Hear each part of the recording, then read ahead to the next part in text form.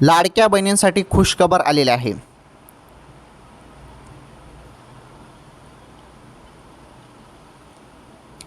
हो, खुशखबर. 1500 रुपयाची तुम्ही सर्वजण वाट बघत होते ना, ते सुरू झाले आजपासून. कोणाकोणाला आले सर्व सांगतो, व्हिडिओ पूर्ण बघा. 1500 रुपये कोणाकोणाला आले बघा. सुरू. भरपूर लाडक्या बहिणींना SMS आले. 1500 रुपये पडले खात्यामध्ये.